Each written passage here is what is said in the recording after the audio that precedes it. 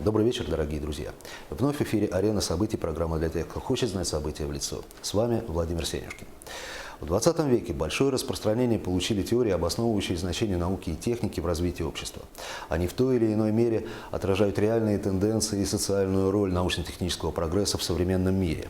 Согласно этим теориям, научно-технический прогресс имеет решающее влияние на производительность общественного труда, на экономическую эффективность материального производства, но не только на это, а также на развитие социальной структуры общества.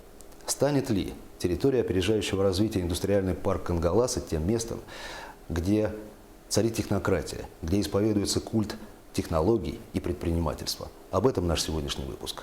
Не стану абсолютизировать роль научно-технического фактора в развитии общества. Его влияние нужно рассматривать не изолированно, а в совокупности различных обстоятельств и отношений, также являющихся важнейшими слагаемыми национального достояния и общественного прогресса. Однако, если на одной площадке создать новые условия производства и увеличить частоту деловых контактов целеустремленных, активных людей, не исключено, что именно технологии станут ценностной доминантой резидентов данной территории, основой мировоззрения. С обсуждения этого момента и начался разговор с генеральным директором индустриального парка Кангаласы Дмитрием Борисовым. Дмитрий Васильевич, а вы подразумеваете синергетический эффект взаимодействия своих резидентов? Весь мир так развивается, такими именно точками ускоренного роста. Это везде так принято, и это нормально. Сколько для этого надо резидентов, для того, чтобы вот эта вот жизнь забурлила, потому что первые 9, понятно, это маловато. Потолка нету. У нас ограничения только, конечно, в земельных участках, в первую очередь. Потому что инфраструктура у нас представляется, это именно земельные участки с подведенной туда инженерной структурой. Все зависит от размеров самих производств. Будем говорить о нескольких десятков компаний, которые там откроют свои производственные мощности. Нету никакой 1000% гарантии, что все абсолютно заявки, все абсолютно одобренные резиденты, там, у всех будет успешен проект, допустим, да, будут какие-то ротация, допустим, да, она предусматривается. То, что у нас все-таки формат нашего ТОРа – это индустриальный парк. А каков вообще формат индустриального парка? Формат индустриального парка нашего – это индустриальный парк поддержки малого и среднего предпринимательства. То есть мы как раз сразу же и говорим в своей концепции, что это не большие производства, не мегазаводы. И готовим стандартизированный подход есть к созданию индустриальных парков. Это стандарты Минпромторга Российской Федерации, Ассоциации индустриальных парков России. В Якутии очень сложно развивать производство. Уж в особенности связанное с поставщиками или реализацией за ее пределами. Сказываются колоссальные транспортные издержки. Но для малых и средних предприятий, ориентированных на герметичный, внутренний республиканский рынок, оптимальным решением является нахождение на территории опережающего развития с предоставленными за счет государства инфраструктурными возможностями. Это, конечно, большое подспорье, большой импульс для развития статуса резидента ТОРа, потому что те преференции, которые дает закон о территориях опережающего развития, он в соответствии, по анализу с другими, с мировой практикой, говорит, что это самые лучшие условия. Были приняты самые лучшие условия по каждому из критериев и сформированы в законе о ТОРах. Завод по производству полиэтиленовых труб «Эгопласт» – одна из 7 компаний, которые к сентябрю должны запустить первую очередь своего предприятия на территории опережающего развития индустриальный парк Кангаласы. Так почему вы решили стать резидентом индустриального парка Кангаласа? За 3 года мы уже наработали свои, скажем, такие технологии производства, да, свою определенную клиентуру. И стал такой выбор развиваться дальше, да, и в каком направлении развиваться. И потому что производство, оно дело такое, что оно выгодно, когда есть массовое производство, когда есть массовый потребитель. Полиэтилен – это такой материал, он очень такого широкого спектра пользования. Да? То есть мы можем и трубы производить, да, мы хотим и как малого диаметра, так и больших таких диаметров, там, до 300 миллиметров производить. Можно вот системы водоотведения мы начинаем внедрять в республику.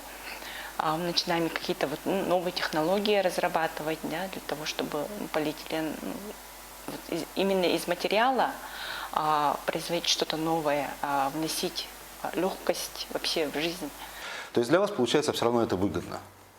Если мы ориентируемся на расширение, да, то это, соответственно, еще и новые мощности мы будем внедрять. Да, то есть это новое оборудование еще.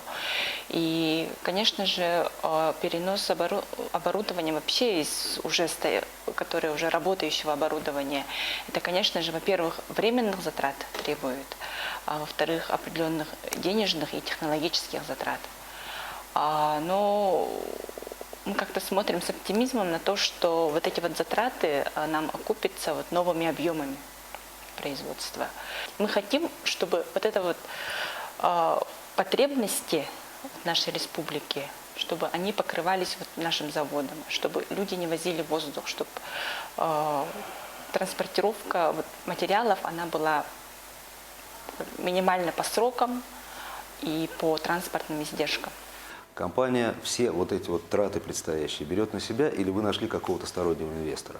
В качестве, скажем, инвесторов, да, очень рассчитываем на поддержку от фонда малого предпринимательства, то есть в виде таких кредитных линий, да, но в основном, конечно же, своими силами мы по максимуму постараемся вот это реализовать. Ваш переезд в индустриальный парк Кангаласы связан ведь и с поиском трудовых ресурсов. Как дела с этим обстоят? Нам нужны люди именно с техническим складом ума. Да? То есть, конечно, очень сложно в республике найти специалистов вот именно данного направления. Их практически нет. Мы свои кадры взращиваем сами. То есть мы берем и ребят со средним техническим образованием, да, и сами вот от начала и до конца обучаем, как бы в процессе производства это все дело происходит, поэтому здесь главное здесь главное отношение вот к работе и отношение вообще к технике как таковой, да, понимание вот производственного цикла, и считаю, главное вот голова у человека. Что можно сказать о социальной эффективности индустриального парка Кангаласы? Наш социальный смысл – это открытие рабочих мест, создание рабочих мест в микрорайоне Кангаласы, потому что предыстория этого проекта – это создание индустриального парка, который откроет новые рабочие места и решит большую проблему с занятостью населения микрорайона Кангаласы, ближайших населенных пунктов Капитоновка, Тулагина-Кильямский наслег. Эта задача перед нами была поставлена администрацией города Якутска. Ну и в этом направлении мы двигаясь, в итоге пришли к тому, что мы еще и получили статус ТОРа. Но ведь в основном будут требоваться квалифицированные кадры. Поселок создавался на базе угольного разреза, то есть там и есть грамотные люди, которые сейчас работают, каждый день вынуждены ездить за десятки километров на свое рабочее место, допустим, вот в центре Якутска. И мы предложили потенциально возможность получить работу на месте. У нас сейчас огромная база резюме, которым оперируют наши резиденты. И при открытии своих производств они уже знают потенциально, каких работников они могут привлечь из местных кадров. На сегодняшний день база резюме находится в балансе с количеством вакансий. Положительный баланс отдачи и вложений видят для себя предприятия-резиденты. Очевидно, экономически эффективным проект станет и для государства. Совокупное отчисление только 13 резидентов в бюджеты всех уровней за 10 лет составит свыше 2 миллиардов рублей. Экономическую эффективность и бюджетную эффективность мы рассчитывали. Она рассчитывается в 10-летнем периоде. Эффективность есть, поэтому и мы получили статус ТОРа. И это с одной стороны. С другой стороны, говорить о том, что это огромные деньги вкладываются государственные, нет, не огромные. Речь об этом не идет. Нет, потому что на сегодняшний день утвержденный бюджет – это 213 миллионов на инфраструктуру. Именно на инфраструктуру, на подводки, На подводку газопроводов, электричество, подъездные пути, подготовка территории, там, ограждение. Это такие вещи, которые они в любом случае остаются на балансе, они не уходят тем же самым резидентам, они просто пользуются ими. Это не значит, что государство вкладывается в бизнес, конкретно в уставные капиталы, там, прочее, участвует в этом. Нет, это создаются условия. Я бы даже сказал, определенные преимущества для развития. И вот еще один аспект, который не должен остаться за кадром. В принципе, даже переносить производство, это, по-моему, неправильный термин, потому что в основном это создание нового производства.